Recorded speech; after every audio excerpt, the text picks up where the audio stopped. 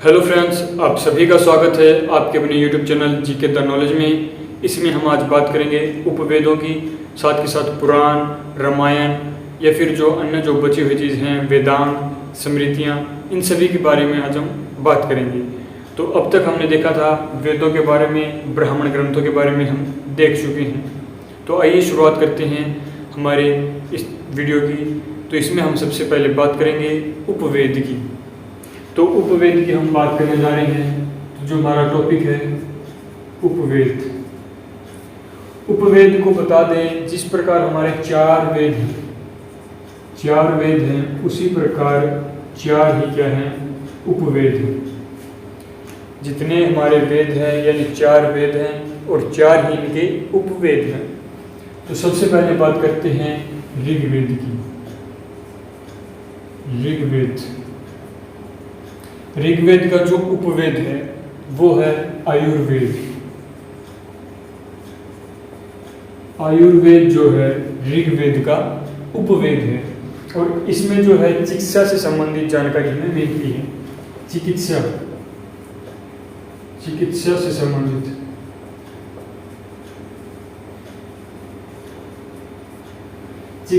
संबंधित जानकारी हमें किससे मिलती है? आयुर्वेद से। आयुर्वेद में जो है वो चिकित्सा से संबंधित जानकारी है। उसके अंदर औषधियों के बारे में वर्णन है। जितनी भी बीमारियां हैं उन सभी का वर्णन किसमें हमें मिलता है? आयुर्वेद में, जो कि उपवेद है ऋग्वेद का। और बात करें इसके लिखने वाले की, यानी किसने लिखा है, इसका प्रतिपादन किसने किया है, तो इसका जो प्रतिपादन किया है वो धन्वंतरी ने किया है।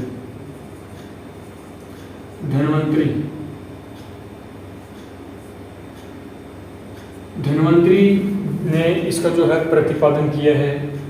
धन्वंतरी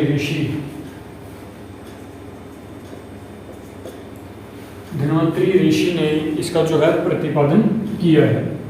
तो इसमें आयुर्वेद जो है उपवेद है ऋग्वेद का। अब दूसरी बात करते हैं यजुर्वेद।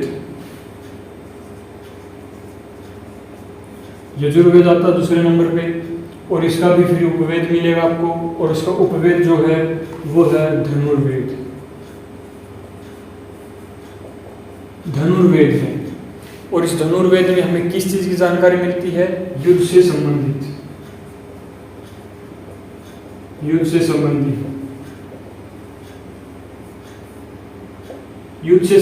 जानकारी मिलती है। और इसको लिखने वाले यानी इसका प्रतिपादन करने वाले कौन थे?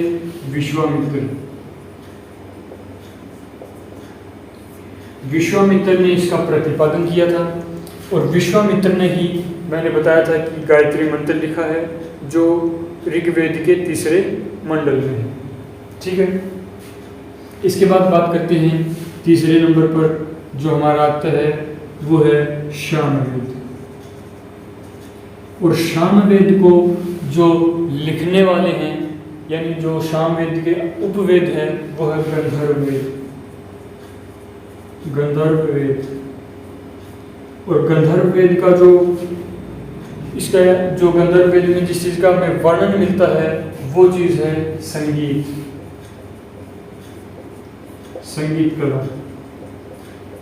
कला का वर्णन हमें इसके अंतर्गत देखने को मिलता है। और इसको लिखने वाले थे भरत मुनि ने इसको लिखा है। भरत मुनि इसको लिखने वाले यानी इसका प्रतिपादन करने वाले थे भरत मुनि। और चौथे नंबर पर आता है हमारा अथर्ववेद जो सबसे नवीन वेद है, सबसे नया वेद है अथर्ववेद, जिसको अथर्वा ऋषि ने लिखा था। तो अथर्ववेद का जो बात करें उपवेद है वो है शिल्पवेद। और शिल्पवेद में क्या आता है? भवन निर्माण से संबंधित जानकारी। भवन निर्माण से संबंधित शिल्प है। शिल्प मतलब किसी चीज का निर्माण। और इसके जो रचयिता हैं यानी इसका जो प्रतिपादन किया है वो किया है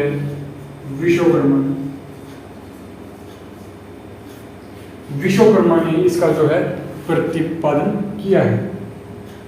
तो ये जो हमारे 4 वेद थे और इन चारों के जो है उपवेद हैं कि जो ऋग्वेद है उसका जो उपवेद है आयुर्वेद है, यजुर्वेद का उपवेद धनुर्वेद है, सामवेद का उपवेद गंधर्ववेद है और अथर्ववेद का जो उपवेद है वो शिल्पवेद है। इन चारों के वेदों के चारों ही उपवेद है और इनका प्रतिपादन करने वाले जो हैं व्यक्ति या जो देवता या पुरुष स्त्री जो हैं ऋषि जो गण हैं वो ये हैं कि आयुर्वेद के जो प्रतिपादन करने वाले धन्वंतरी थे, धनुर्वेद का प्रतिपादन करने वाले विश्वामित्र थे, गंधर्ववेद का प्रतिपादन करने वाले भरत मुनि थे और शिल्पवेद का प्रतिपादन करने वाले विश्वकर्मा। तो ये थे 4 वेदों के 4 ही उपवेद।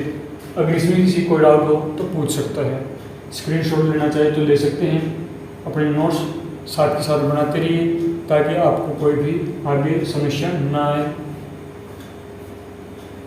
जल्दी से कर लीजिए, फिर आगे चलते हैं।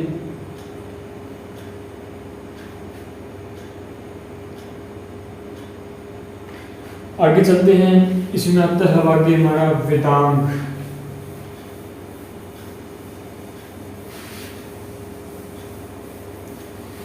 हमने जो है ब्राह्मण ग्रंथ देख लिया, वेद भी देख लिया, अब हम देखेंगे वेदांग। वेदांग के बारे में जानेंगे कुछ एक बातें।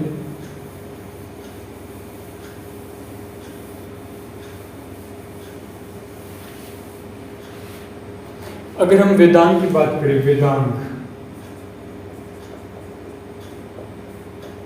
वेदांग का जो मतलब है वो है वेदों को समझना, उनके श्लोकों को समझना, वेदों को समझना और श्लोकों को, वेदों को समझना और सूक्तों,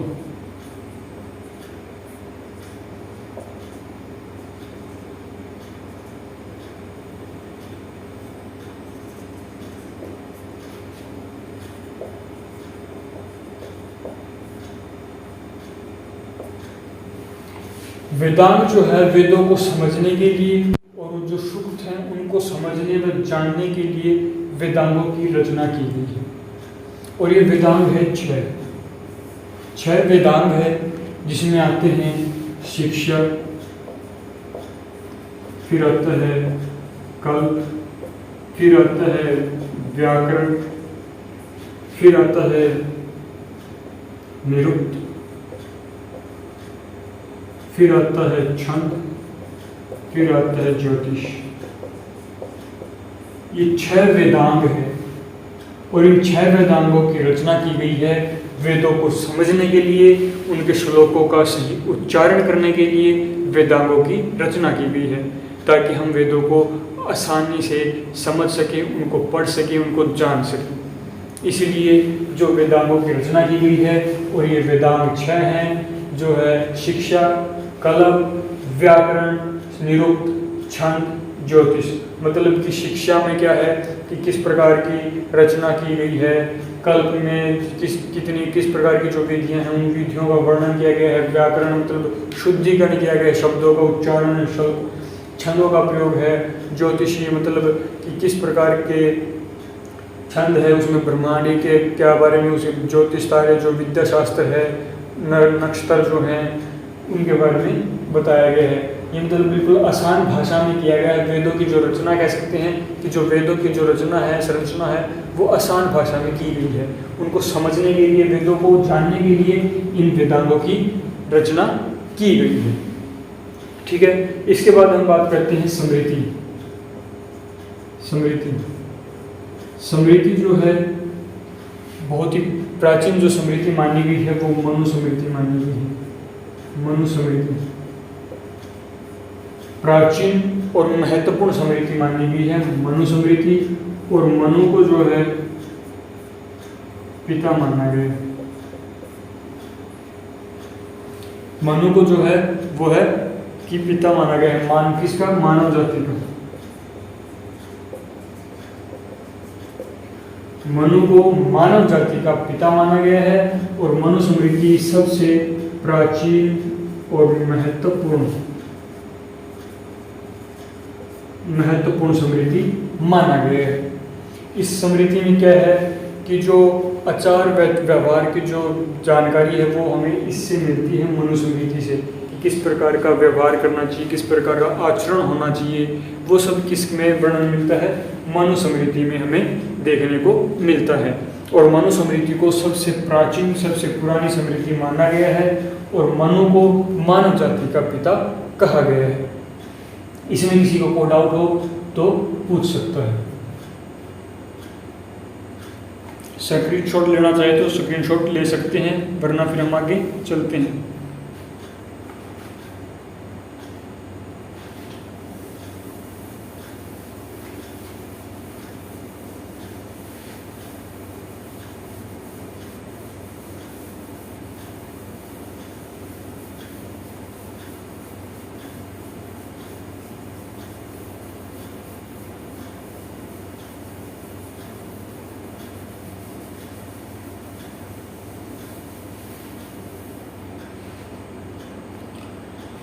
अब हम बात करेंगे पुराणों की।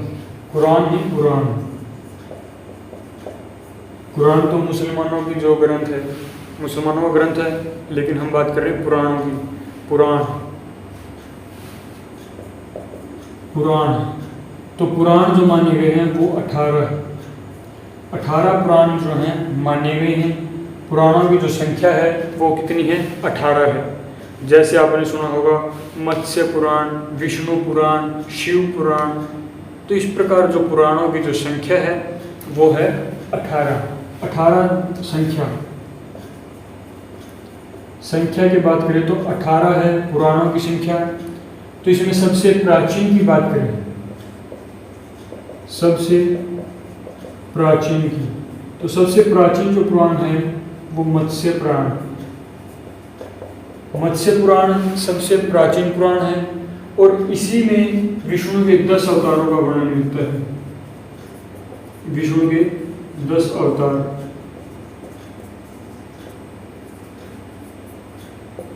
जो विष्णु ने जो 10 अवतार ग्रहण किए थे, जिस प्रकार कृष्ण का अवतार हुआ, या फिर उसने जो है राम अवतार लिया, या फिर जो अन्य परशुराम, जो जितने भी अवतार जो ग्रहण किए थे, मछली का अवतार, रोहिणी का अवतार, ये जो अवतार ग्रहण किए थे उनका वर्णन मत्स्य पुराण में हमको देखने को मिलता है, जो कि सबसे प्राचीन पुराण माना गया है, मत्स्य पुराण। और इसमें विष्णु के 10 अवतारों को, 10 जो अवतार लिए थे उनको देखने का वर्णन हमें मिलता है। बात करें जो सबसे बड़े पुराण की, तो सबसे बड़ा जो पुराण है वो स्कंद पुराण। स्कंद पुराण जो है सबसे बड़ा पुराण है और इस पुराण में जो सबसे बड़ा है स्कंद पुराण, जितने भी जो 18 के 18 जो पुराण हैं उनमें सबसे बड़ा पुराण माना गया है स्कंद पुराण को। और विष्णु पुराण की बात करें, विष्णु पुराण, तो इसमें जो है मौर्य वंश का वर्णन मिलता है। मौर्य वंश का वर्णन हमें मिलता है विष्णु पुराण में। तो ये थे हमारा छोटा टॉपिक है पुराण का, कि जो पुराणों की जो संख्या है वो 18 है। सबसे बड़ा पुराण स्कंद पुराण है, सबसे प्राचीन पुराण जो मत्स्य पुराण है, और मत्स्य पुराण में हमें विष्णु के 10 अवतारों के बारे में बताया गया है। और बता दें जो विष्णु पुराण है मौर्य वंश से संबंधित है, यानी मौर्य वंश का इसमें वर्णन किया गया है। इसके बाद बात करते हैं हम रामायण की। रामायण की अगर हम बात करें,